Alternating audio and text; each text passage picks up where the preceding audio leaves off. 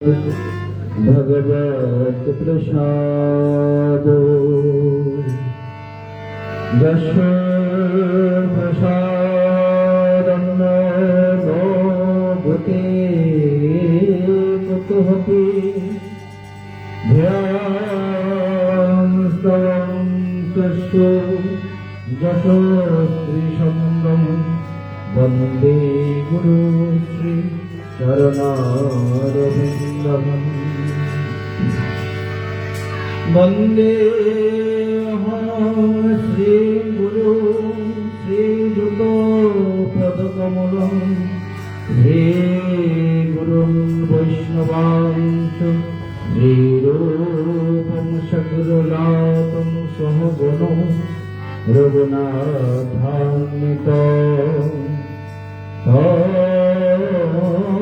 सजीवं साद्वैतं सावधूतं पुरीजनो सुहितं कृष्णो चैतन्यो देव श्रीराधा कृष्णो पावन सहगणो ललिता श्रीविशाखान्वितं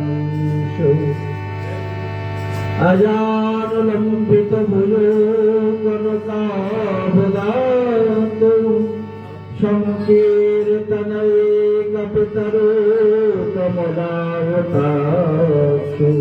विश्वाम्बरो द्विजबरो युगधर्मपालो वन्दे जगत्प्रियकरो करुणावतारो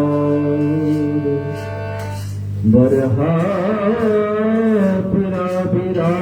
मृगमदतिलकं कुण्डलाकान्तगण्डं कञ्जाक्षं कम्बुकण्ठं स्मितसुभगमुखं सादरस्तवेन श्यामं शान्तं त्रिभङ्गं रविकरवसनं भूषिताभैर्जयन्तां वन्दे वृन्दावनस्थं युवति शतप्रीतं ब्रह्मगोपालवेशं जयनां सुरपङ्गोर्भवं मन्दमतिर्गति मत्सर्वस्य पदं पूज राधामदनं नमः श्रीकालसत्ताय जगन्नाथसुताय सवेन्द्राय सपुत्राय सकलत्राय ते नमो नमः नित्यानन्दं नमस्तभ्यं प्रेमानंद प्रदायिने कलिकल्मषनाशाय जाह्नवापतये नमो नमः नमो ब्राह्मण्यदेवाय गो ब्राह्मण्यहिताय च जगद्देताय कृष्णाय गोविन्दाय नमो नमः हे कृष्ण करुणा सिन्धु दीनबन्धु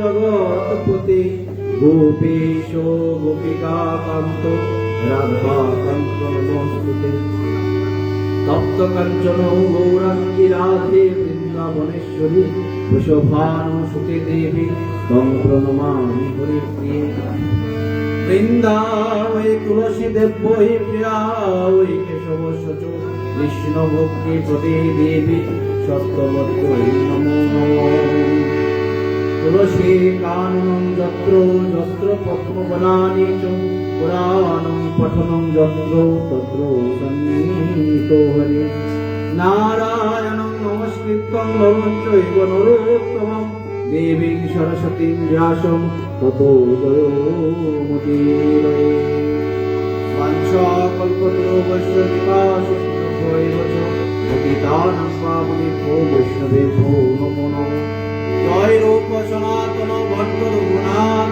श्रीजीव गोपाल भट्ट दास रघुनाथ ए छय गोसाई করে চরণ বন্দন যাহা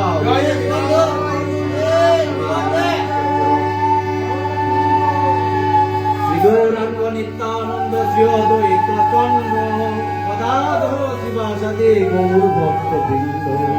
হরে কৃষ্ণ কৃষ্ণ কৃষ্ণ হরে হরে, হরে রাম রাম রাম হরে হরে, হরে কৃষ্ণ কৃষ্ণ কৃষ্ণ হরে হরে, হরে রাম রাম রাম হরে হরে। বন্দে বিতরদেবকে মুখমাবর্তে শ্রুতিম যৎকৃপাতমহং বন্দে প্রেমোপালকং। সব শ্রোতা বৈষ্ণবীরে করি নমস্কার, তবে কৃপা করে চরণ তুলি দেব মস্তকে আমার। দুর্গমে প্রতিবেন্দস্য স্থলৎপাদগতির্ম, সব কৃপা যস্য দানেন সন্তু সন্তু বল।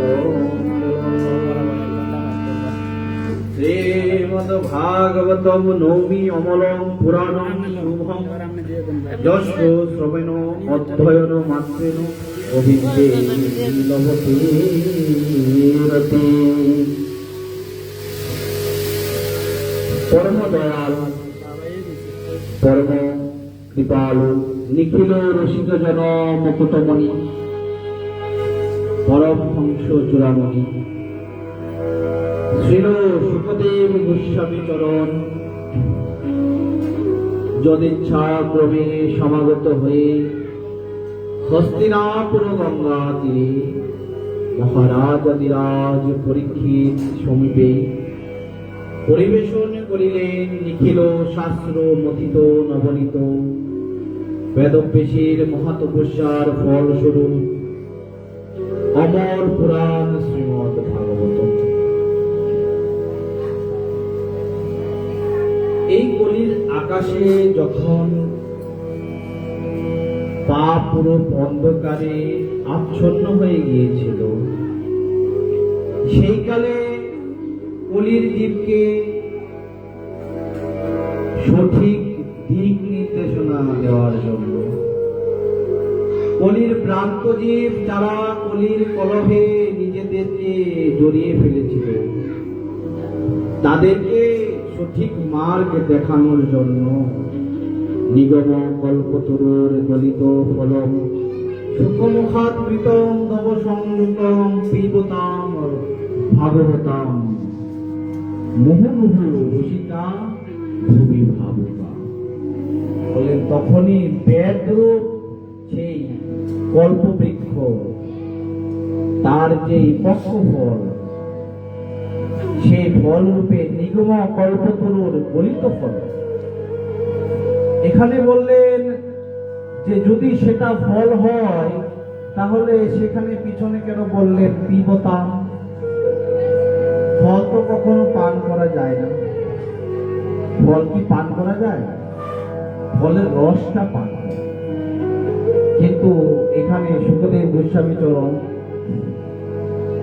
সরাসরি বললেন যে পিবতাম, পান করবে। এখন যে ফলে রসটা পান করা যায় তার অস্থি বলকল, মানে তার যে আটি আছে, তার যে বাকল আছে, তাহলে সেটাকে পান করব কি করে? সুখদেব গোস্বামী চরণ তাহলে আমাদের একটা কঠিন দুবিধায় ফেললেন, একটা বিড়ম্বনার মধ্যে ফেলে দিলেন। যে একদিকে বলছেন বেদ্র কল্পবৃক্ষের পাকা ফল, গলিত ফল, কিন্তু আবার বলছেন যে পিবতা, বলছেন এই ভাগবতকে পান করার কথা বলছেন।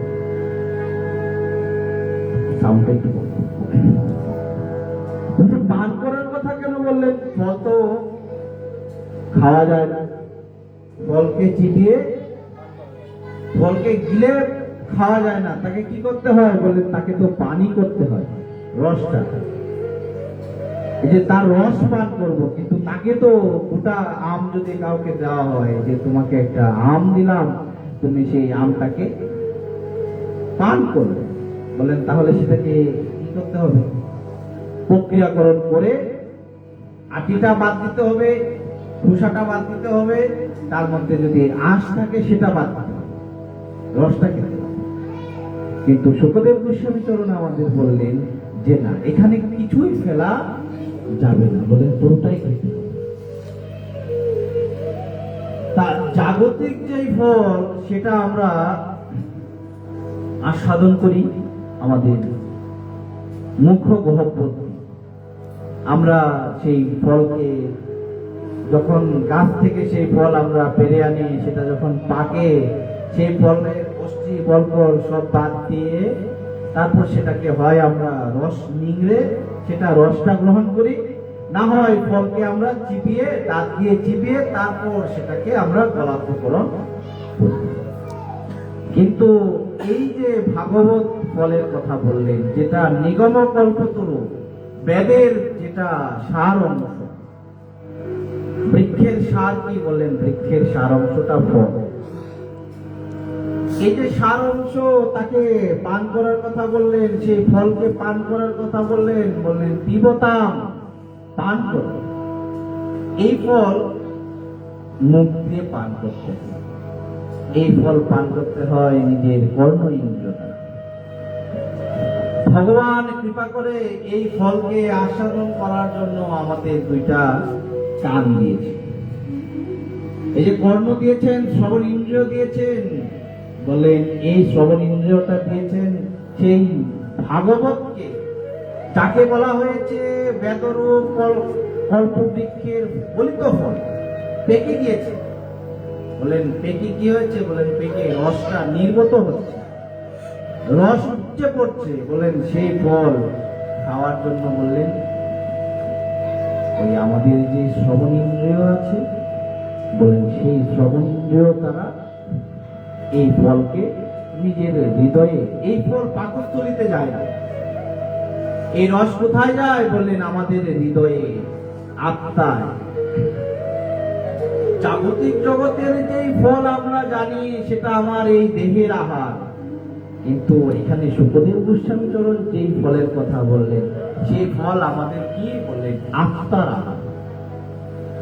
দেহকে খাবার না দিলে যেন যেরকম আমাদের দেহটা দিনে দিনে ক্ষীণ শীর্ণ দুর্বল রোগাগ্রস্ত হয়ে যায়, বললেন আমাদের আত্মাটাও ঠিক তদ্রূপ ওই হরি কথার অভাবে, সাধু সঙ্গের অভাবে, ভাগবতী কথা শোনার লালসায় কি হয়, যখন সে পরিপূর্ণ আহারটা পায় না, আমাদের এই আত্মাটাও দিন দিন শীর্ণ হয়ে যায়, জীর্ণ হয়ে যায়।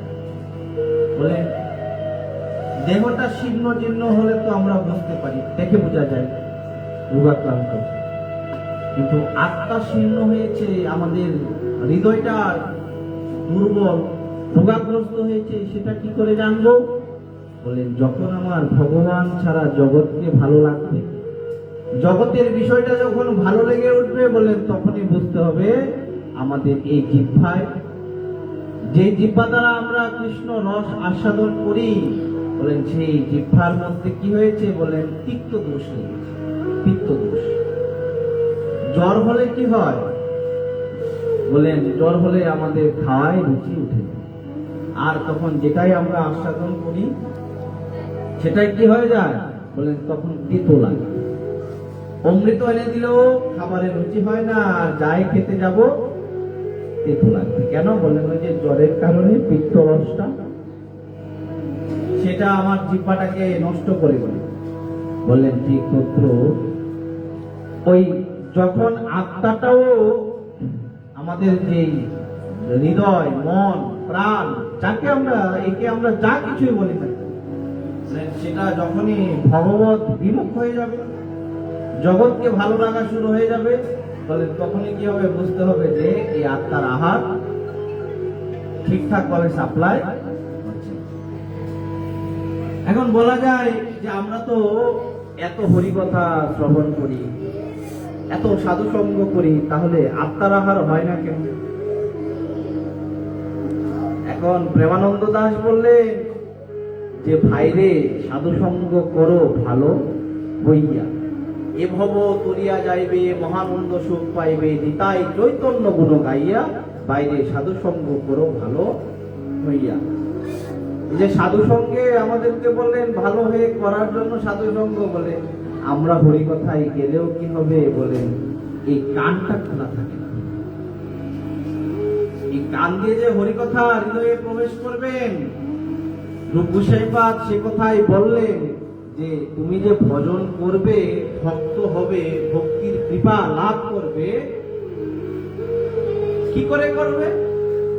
বললেন সবার আগে আদর শ্রদ্ধা।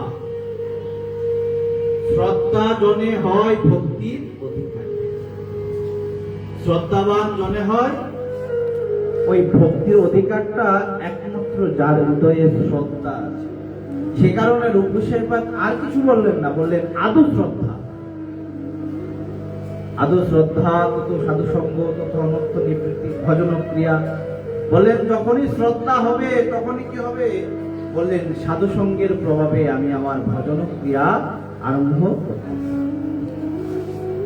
আমাদের মধ্যে মনে হয় একটা ধারণা থাকতে পারে যে সদ্গুরু চরণে দীক্ষা নিলাম আর ওই একটু মালা তিলক করলাম, একটু নিরামিষ খেলাম, বললেন তাতেই ভজন হয়ে গেল। বললেন তাতে কিছুই হলো না।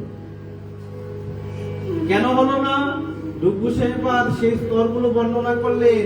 আদর শ্রদ্ধা, সবার আগে শ্রদ্ধা উৎপন্ন। যদি শ্রদ্ধা না থাকে তাহলে বাকি যত অঙ্গ করি না কেন। আমাদের মহাপ্রভু বললেন এক অঙ্গ সাধে কেহ, সাধে বহু অঙ্গ, শ্রদ্ধা হইলে উপজয়ে প্রেমের তরঙ্গ। আপনার যদি শ্রদ্ধাই না থাকে, আমার যদি শ্রদ্ধা না থাকে গুরু বৈষ্ণবের বাক্যে, ভগবত কথায়, তাহলে বললেন কোন জন্মে আমার এই প্রেম লাভ করা সম্ভব নয়। ভজন মানে ওই যখন প্রেম লাভ করব কৃষ্ণ নামে, কৃষ্ণ চিন্তায়, গুরুদেবের চিন্তায়, নয়ন থেকে দুফোঁটা অশ্রু বিগলিত হবে, বললেন সেটাই হবে ভজন। ওটা নয় মনের কষ্টে কান্না করছি তা নয়, বললেন তার কথা শ্রবণ মাত্রে। তার কথা যখনই শ্রবণ করলাম তখনই কি হলো? মনে হলো যে আরে সত্যি তো, তাকে তো অনেক দিন ধরে দেখি না। এক মহাত্মাকে জিজ্ঞেস করা হয়েছিল যে বাবা ভজন কিভাবে বুঝবো ভজন করছি? বললেন চোখ বুঝে যখন তুমি তোমার ইষ্টকে দেখতে পাবে, চোখ বুঝা মাত্র যখন ইষ্টকে দেখতে পাবে, ভাববে বা তখনই বুঝবে যে ওই ইষ্টের চরণে তোমার শ্রদ্ধা হয়েছে, সেই ইষ্টের প্রতি ভালোবাসা হয়েছে।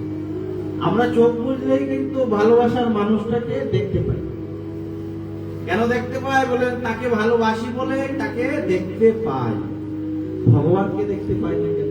চোখ বুঝলেই তো দেখি অন্ধকার। দেখতে পাই না এই কারণে, কারণ তার কথায় আমার শ্রদ্ধা নেই। রূপগোসাইপাদ উপদেশামৃতে তিনি বর্ণনা করলেন যে তুমি তো কৃষ্ণ পাবে, তোমার ভক্তি বাড়বে। কি করে বাড়বে? বললেন উৎসাহ, নিশ্চয়া, ধৈর্য, কর্ম প্রবর্তনা, শতাব্দীতে সঙ্গতে গাত, এটি সর্বীর ভক্তি বর্ধতে। সঙ্গ, ওই তোমার ভক্তি যে বাড়বে, কি করে বাড়বে? বলেন তোমার মধ্যে উৎসাহ থাকতে হবে, ভজন বিষয়ে আগ্রহ থাকতে হবে। যদি উৎসাহ না থাকে মনে, কখনো ভজন হবে না।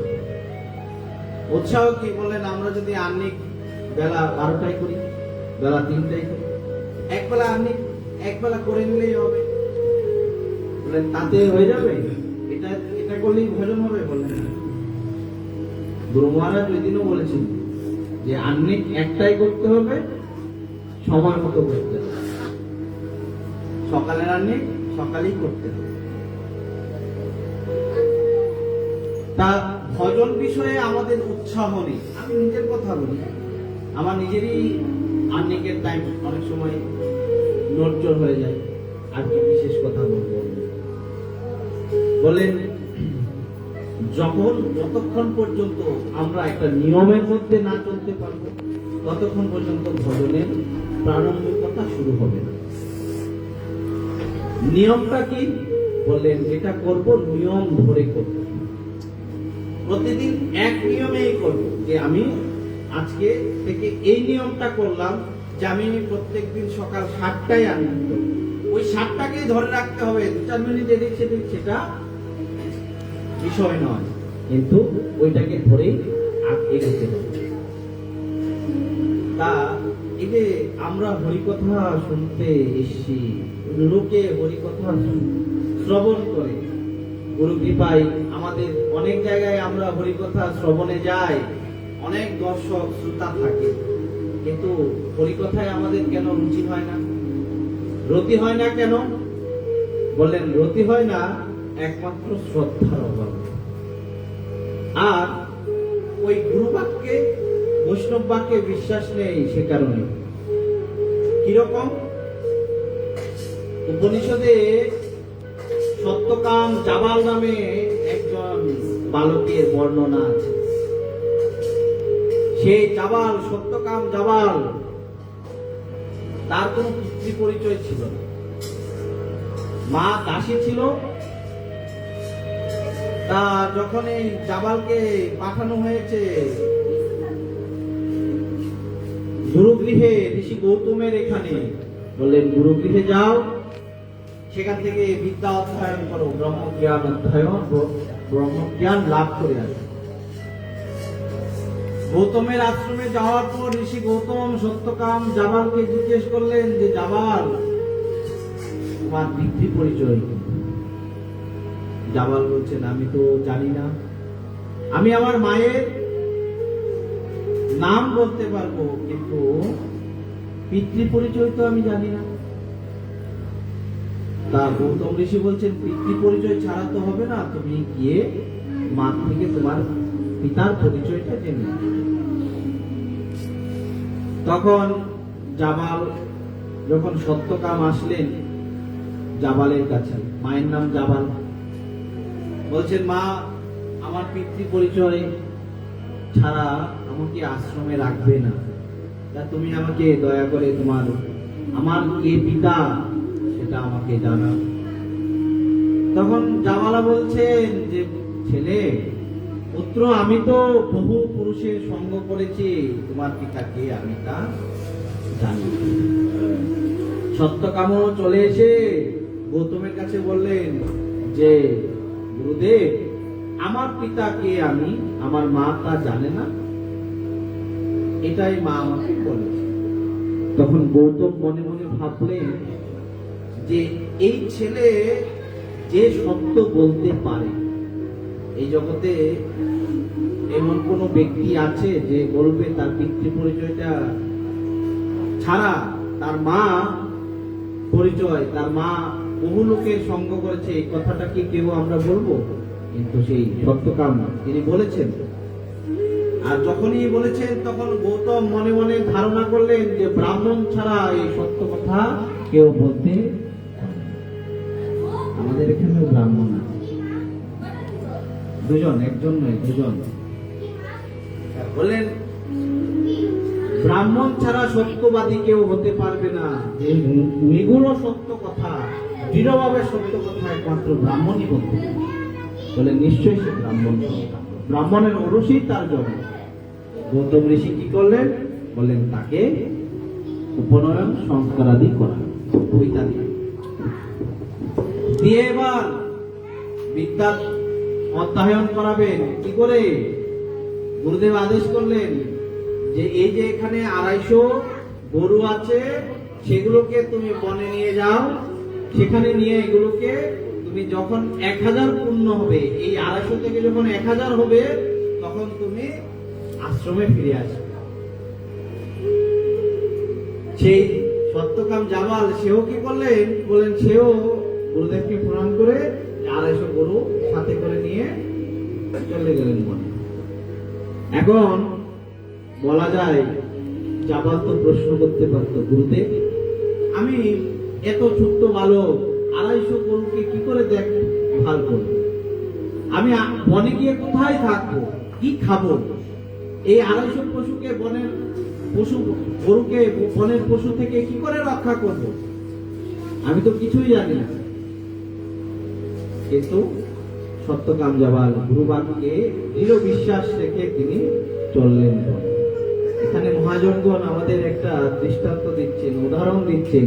বললেন গুরু বৈষ্ণব বাক্যে কখনো হেতু টানতে নেই, প্রশ্ন টানতে নেই। গুরুদেব আমাদের অনেক সময় অনেক আদেশ করেন, উপদেশ করেন, কিন্তু আমরা তখন জিজ্ঞেস করি, বাবা এটা কেন? কিন্তু কি বললেন, গুরুমুখ পদ্ম বাক্য হৃদয় করি মহা ঐক্য আর না করিও মনে। গুরুবাক্যে বিশ্বাস রাখা যায়, গুরুবাক্যে শ্রদ্ধা রাখা যায়, বৈষ্ণব বাক্যে বিশ্বাস রাখা যায়। বিশ্বাস শ্রদ্ধা শব্দে কহিয়ে শরীর বিশ্বাস। এই শ্রদ্ধা শব্দের অর্থেই হচ্ছে কোন বাক্যে দৃঢ় বিশ্বাস। জাবালও চললেন গুরু বাক্যকে অনুসরণ করে। গুরুদেব বললেন 1000 হলে ফিরে এসো। চললেন বনে, জাবাল গেলেন বনে, গিয়ে সেখানে ওই নিজের মতোই গুরুদেবকে স্মরণ করে, গুরুদেবকে চিন্তা করে তিনি কি করলেন, ওই 250 গরু প্রতিপালন করা শুরু করলেন।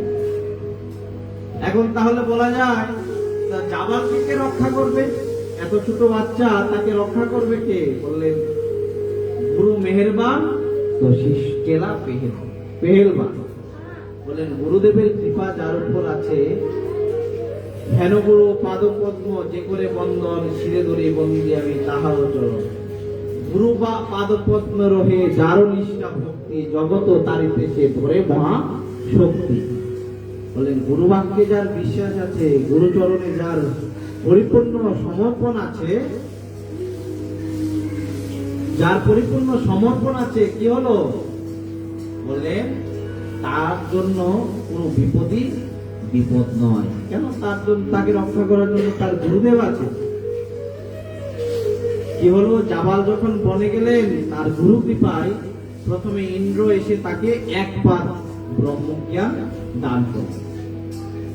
জাবালও কি করলেন, এদিকে ওই গুরুদেবের চিন্তা করতে না, ওই যে যেই দাবিগুলোকে নিয়ে গেলেন সেগুলোর পরিচর্যা করতে রাখলেন। পরিচর্যা করতে করতে যখন 500 হলো, তখন আরেকজন দেবতা এসে তাকে আরেকবার ব্রহ্মজ্ঞান দিলেন। যখন 750 হলো, তখন তাকে আরেকবার ব্রহ্মজ্ঞান দিলেন। আর যখন 1000 সে পরিপূর্ণ করলো, তখন স্বয়ং ব্রহ্মা এসে তাকে পরিপূর্ণ ব্রহ্মজ্ঞান প্রদান করলেন। তারপর বললেন যাও বৎস, এবার তুমি গুরু গৃহে চলে যাও, তোমার ব্রহ্মজ্ঞান সম্পূর্ণ। অথচ দেখুন গুরুদেব কিন্তু একটা অক্ষর পর্যন্ত তাকে শেখায়নি, কিন্তু সেই সমস্ত ব্রহ্মজ্ঞান লাভ করছে। কেন? বললেন একমাত্র গুরু কথা, গুরু বাক্যে তার দৃঢ় বিশ্বাস শ্রদ্ধা ছিল। চলে এলেন ওই গৌতম ঋষির আশ্রমে। আর যে আশ্রমে আসলেন, এদিকে গৌতম ঋষি তার অন্যান্য গুরু ভাইদের আদেশ করলেন যে যাও, গিয়ে সত্যকামকে বরণ ডালা দিয়ে বরণ করে নিয়ে আসো। এবার গুরু ভাইরা হিংসায় জলে মধ্যে, যেটা আমাদের মধ্যে আছে। কোথাকার কোন গুরু ভাই, কোথাকার কোন ছেলে, এত ছোট ছেলে, হ্যাঁ, কোথা থেকে গরু চড়িয়ে এসে তাকে নাকি আবার গিয়ে আমাদের বরণ ডালা দিয়ে বরণ করে আসতে হবে, আবার গুরু আলকা ফেলতেও পারবেন না। গেলেন মনে কষ্টটা মনে রেখে গেলেন কি করতে? বলে ওই গুরু ভাইকে বরণ করে নিয়ে আসতে। তখন গুরুদেবকে একজন জিজ্ঞেস করলেন, গুরুদেব সে তো পড়ালেখা করেনি, কিছু করেনি, কিন্তু আমরা অধ্যয়ন করছি তার থেকে শ্রেষ্ঠ, তা আমাদের দিয়ে তাকে কেন বরণ করালেন? বলেন সে ব্রহ্মজ্ঞান লাভ করেছে। কেন জানো? বলেন তখন তাকে শুধু বলেছি 250 গরু থেকে 1000 করে নিয়ে আসতে, সেটাই করে নিয়ে এসেছি। সে কখনো আমাকে আর প্রশ্ন করেনি যে গুরুদেব আমি কি করে করব। বললেন গুরু বাক্যে তার অচল বিশ্বাস ছিল, শ্রদ্ধা ছিল বলেই সে ব্রহ্মজ্ঞান তাকে দেবতা এসে দান করেছে। ব্রহ্মা এসে নিজে এসে তাকে এই জ্ঞান প্রদান করেছিল। তা বললে এই যে হরিকথায় আমাদের প্রেম আসে না কেন? বললেন শ্রদ্ধার অভাব। শ্রীমৎ ভাগবত নৌমি অমল পুরাণম শুভম। এই যে অমল পুরাণ ভাগবত, একে আমি নমস্কার করি কেন? এটা শুভ ফল প্রদায়ী। কেন বললেন ভাগবত আর ভগবানের কোনো প্রমাণ ভেদ নেই, বিন্দু পরিমাণ ভেদ নেই। ভগবান সাক্ষাৎ বাংময় রূপে ভাগবত রূপে তিনি অবতীর্ণ হলেন। যখন কৃষ্ণ চলে যাবেন এই ধরাধাম থেকে, তিনি অপ্রকট হবেন। উদ্ধবকে যখন বললেন, উদ্ধব যে আমি তো চলে যাব, আমার লীলা শেষ হয়ে যাচ্ছে, তখন উদ্ধব প্রশ্ন করলেন যে হে সখা, হে মাধব, তুমি যে চলে যাবে এই জীবের গতি কি হবে? এই কলির জীব, আগত কলির জীব, তারা কি করে সৎ পথে পরিচালিত হবে? তোমার চরণ সেবার অধিকার পাবে, তোমার সেবা, তোমার ভক্তজনের সেবা করার সেই সৌভাগ্য লাভ করবে। তখন ভগবান সাথে সাথে তার তেজময় মূর্তি স্বরূপ তিনি ভাগবত স্বরূপে উদ্ধব মহারাজকে প্রথম দর্শন প্রদান করলেন। বলেন সেই কারণে বললেন শ্রীমদ্ ভাগবত অমল পুরাণম আর শুভম। কেন শুভম? বললেন ভগবান যেখানে বিরাজমান সেখানে সর্বত্রই শুভ, অশুভ কিছু থাকতেই পারে না। ভগবানের সবকিছুই তো শুভ, ভগবান থাকলে কি অশুভ হতে পারে? ওই নামে কোনো অশুভ হয়? নাম সংকীর্তনে, ভাগবত আদি শাস্ত্র গ্রন্থে পাঠে বলেন সমস্ত কিছুই মঙ্গল। আর কি বললেন? এবার বললেন যশ শ্রবণ অধ্যয়ন মাত্রেন কৃষ্ণে গোবিন্দে লবতে রতি। বলেন যাকে শ্রবণ করলে, শুনলো মাত্র অথবা অধ্যয়ন করলো, কেউ করলো মাত্র, মাত্র কেন বললেন? বললেন কানে দিয়ে প্রবেশ করলেই কৃষ্ণ চরণে রতি হবে। যশ শ্রবণ মাত্রেন, যেটা শ্রবণ করা মাত্রই। এখানে কিন্তু বললেন না যে পুরোটা শ্রবণ করতে হবে, এটা কিন্তু এখানে বললেন না যে 1 ঘন্টা শ্রবণ করতে হবে, এখানে এটাও বলেননি যে এতটা শ্লোক শ্রবণ করতে হবে। বললেন যশ শ্রবণ মাত্র। অধ্যয়নের কথাটা আমরা বাদে দিলাম। পড়ালেখা করতে গেলে আমাদের সংস্কৃত জানতে হবে, ব্যাকরণ জানতে হবে, তারপর পড়া। অধ্যয়নটা বাদে দিলাম, কিন্তু বললেন শ্রবণ, যশ শ্রবণ মাত্র, যাকে শ্রবণ মাত্রই কৃষ্ণ চরণে আমাদের রতি। কিন্তু রতিটা হলো কোথায় আমাদের? আমরা যদি নিজেদেরকে প্রশ্ন করি যে কৃষ্ণ চরণে আদৌ কি আমাদের রতি হয়েছে? আদৌ কি আমাদের রতি হয়েছে? আমি নিজেরটা বলতে পারবো, আপনাদের হয়তো হয়েছে, আপনারা সাধু। কারণ দেবর্ষিপাদ একদা ওই বিশ্ব ব্রহ্মাণ্ড যখন পরিভ্রমণ করছিলেন, করতে করতে হঠাৎ তিনি বৃন্দাবনে এসে দেখলেন এক যুবতী নারী, ষোড়শবর্ষীয়া যুবতী নারী, আর তার পাশে 2টা বৃদ্ধ অচেতন, অচেতনই হয়ে পড়ছে। তখন নারদ ভক্তি মহারানীর কাছে, ওই মেয়েটার কাছে, মেয়েটাকে যখন নারদকে জিজ্ঞেস করলেন যে হে দেবী আপনি কে, আর আপনার পাশে এই 2জন যে বৃদ্ধ তারা কি?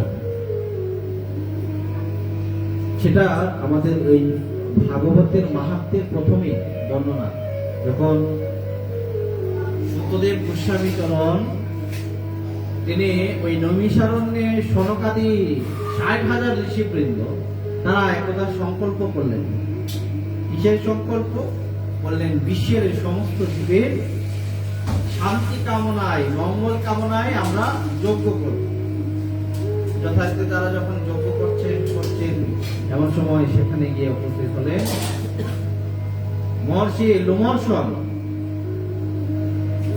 লোমহর্ষণ উপস্থিত হওয়া মাত্রই তারা কি করলেন? উঠে দাঁড়িয়ে লোমহর্ষণকে প্রণামাদি করে উচ্চ আসনে বসালেন। বসে বললেন যে হে লোমহর্ষণ ঋষি, কৃপা করে বলুন যে এই জগতের হিত কিসে হয়?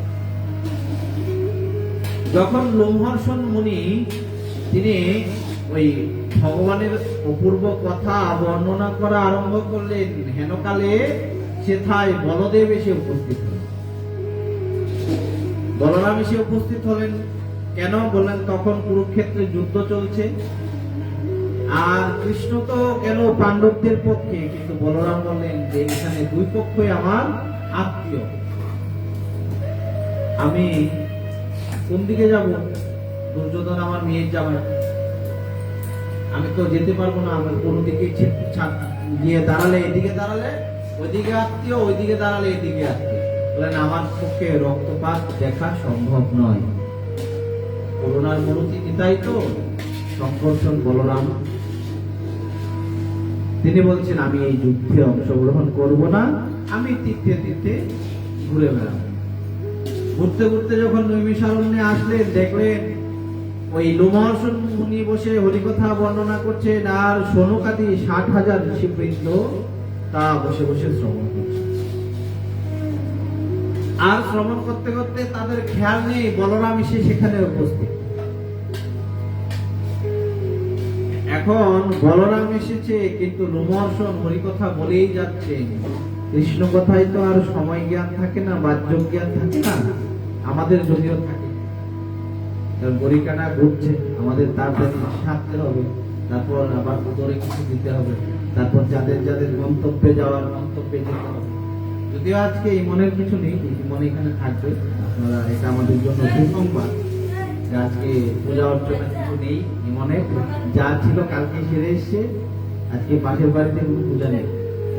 সে আমাদের সৌভাগ্য, কারণ আমাদের ইমন চক্রবর্তী মহাশয়কে আমরা খুব সহসাই আমরা লাভ করতে পারি।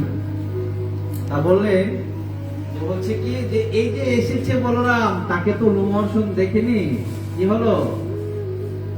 এবার বলরাম নিজে নিজে ভাবলেন যে হ্যাঁ, আমি এসে এখানে দাঁড়িয়ে আছি, কিন্তু তারা কেউ আমাকে অভ্যর্থনা পর্যন্ত জানাচ্ছে না। কি করলেন? কিছু না, একটা স্বর নিলেন। স্বর মানে কাচ্চা কুশ, বলেন একটা কুশ দিয়ে কি করলেন? ওই লোমহর্ষণ মুনির গলাটাই ছেদন করলেন। এত বড় সাহস, এত বড় স্পর্ধা, আমার সামনে সে বসে আছে। বলরামের তো একটু রাগও বেশি, নিতাইয়ের রাগ নেই, কিন্তু বলরামের রাগ ছিল। যেই ছেদন করে দিলেন, এবার ছেদন করার পর সৌনকাদি ঋষিবৃন্দ বলছেন, আরে প্রভু তুমি করলে কি এটা? যে প্রভু তুমি রক্ত দেখবে না বলে, রক্তপাত চোখে তুমি সহ্য করতে পারবে না বলে কুরুক্ষেত্রের যুদ্ধে অংশগ্রহণ করলে না, আর আজকে তুমি কি করলে? তুমি নিজের হাতে রক্তপাত ঘটালে, তুমি আমাদের এই হরিকথায় ব্যাঘাত ঘটালে। বলদেব বলছেন যে সৌনক চিন্তা করবে, যা হয়েছে ভালোর জন্যই হয়েছে। বললেন লোমহর্ষণ কি? বললেন তোমাদের জন্য এর থেকেও শ্রেষ্ঠ শ্রোতা পাঠাচ্ছি, তোমরা অপেক্ষা করো। এর থেকেও আরো বড় শ্রোতা বক্তা আসবেন, তোমাদের বলবেন ভগবানের কথা। তা সনকাদি ঋষিবৃন্দ জিজ্ঞেস করছেন কার কথা? বলছেন দাঁড়াও, ব্যবস্থা করে। কি করলেন? সেই সুতমনে, সেই লোমহর্ষণের উরুকে যখন মন্থন করলেন, সেখান থেকে উগ্রশ্রবা সুতমন, সুত গোস্বামী পাদ সেখান থেকে জন্ম। আর জন্মগ্রহণ করেই নিত্যানন্দ বলরাম কে প্রণাম করলেন। বলরাম বললেন যাও, চলে যাও গুরুদেবের কাছে। কোথায়? বললেন হস্তিনাপুর গঙ্গা তীরে। সেখানে গেলেন, সেখানে মুখ্য শ্রোতা ছিলেন পরীক্ষিত মহারাজ, কিন্তু তার পিছনে অমর মুখ্য শ্রোতা ছিলেন বললেন আমাদের সুত গোস্বামী। হরিকথা সবাই শুনে না। আমাদের সুকমণি তিনি যে বলেছেন, শুনেছেন কে? বললেন এক শুনেছেন আমাদের পরীক্ষিত মহারাজ, আর বাকিরা সবাই ছিল, উপস্থিত ছিল। সেই উগ্রশ্রবা শ্রুত যখন এসে উপস্থিত হলেন, ঋষিবৃন্দ, সনকাদি ঋষিবৃন্দ তারা কি করলেন? যজ্ঞে আহুতি দিয়ে দিলেন। যজ্ঞ পূর্ণ হয়নি, আহুতি দিয়ে দিলেন, যজ্ঞে আহুতি দিয়ে দিলেন।